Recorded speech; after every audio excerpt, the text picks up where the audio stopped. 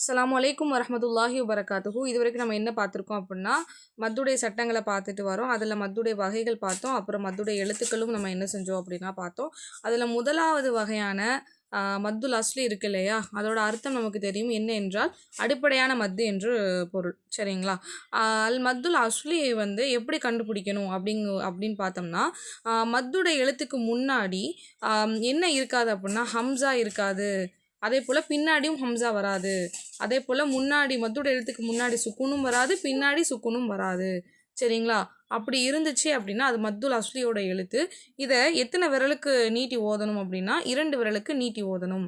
சரிங்களா? அதாவது 2 விரலை வந்து நீங்கள் என்ன செய்யணும், நீட்டி மடக்கணும். சரிங்களா? அந்த அளவுக்கு என்ன செய்யணும் அப்படின்னா நீட்டக்கூடிய அல்லது மடக்கக்கூடிய அளவிற்கு நம்ம என்ன செய்யணும் அப்படின்னா ஓதணும். ஒன்று அதை 2 விரலை நீட்டி பாருங்கள். நீட்டி பார்க்குற லெவலுக்கு என்ன செய்யணும் அப்படின்னா அந்த 2 விரலை நீட்டக்கூடிய நேரம். சரிங்களா? அந்த நீட்டக்கூடிய நேரம் தான் 2 விரலை நீட்டக்கூடியது என்று கூறுவார்கள். அந்த இதுக்கு ஓதணும். இல்லைனா அந்த 2 விரலை வந்து நீங்கள் என்ன செய்யணும் அப்படின்னா மடக்கி பாருங்கள். அந்த மடக்கக்கூடிய நேரத்தின் அளவுக்கு நம்ம என்ன செய்யணும் அப்படின்னா அந்த எழுத்தை நீட்டணும் என்கிறார்கள். சரிங்களா? உதாரணத்துக்கு மத்தோட எழுத்து நமக்கு தெரியும். அது என்னது? வா என்று பார்த்தோம். என்னது? வாவு அலிஃப். இன்னொன்று என்னது? யா என்று பார்த்தோம். சரிங்களா? அதில் நம்ம இதில் எப்படி இது மத்தோட எழுத்தை கண்டுபிடிப்போம்? வாவு இருக்குது, வாவுக்கு சுக்குன் இருக்குது. அதுக்கு முன்னாடி உள்ள எழுத்து என்ன இருக்குதுன்னு பார்த்தோம். அதுக்கு முன்னாடி உள்ள எழுத்துக்கு பேஸ் இருக்கணும் அல்லது லம் இருக்கணும் என்று பார்த்தோம். சரிங்களா? பேஸ் என்று கூறுவார்கள் உருதில், அரபிக்கில் லம் என்று கூறுவார்கள் என்று நமக்கு தெரியும். ஸோ இதை தான் நம்ம என்ன சொல்லுவோம் அப்படின்னா நம்ம மத்தோட எழுத்து என்று கூறுவோம். இது என்னென்னா மத்துல் அஸ்லி.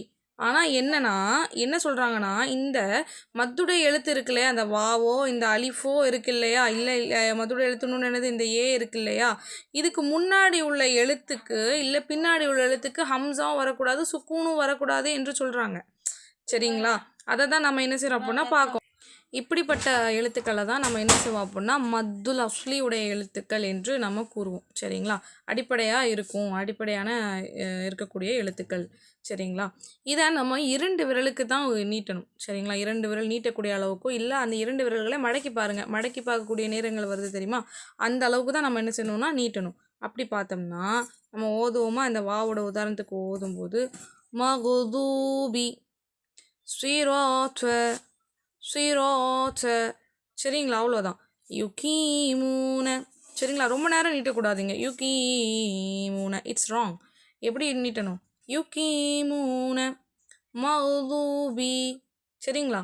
மகுதூபி. ஓகே. ஸ்ரீராத்த ஸ்ரீராத்த. சரிங்களா? இப்படி தான் நம்ம ஓதணும். இன்ஷா அல்லாஹ் இதை முடிஞ்ச வரைக்கும் பகிருங்க யாருக்கெல்லாம் தேவைப்படுமோ. அஸ்ஸலாமு அலைக்கும்.